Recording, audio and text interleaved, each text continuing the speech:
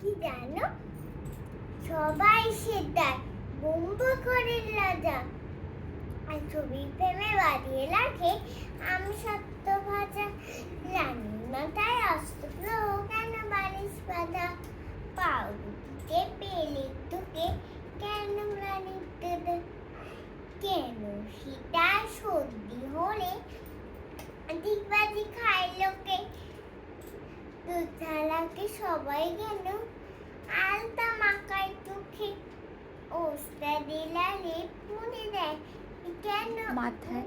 মাথায় খালে, তাকে পরে পন্ডিতেরা তাকে টিকিট মানে, রাত্রে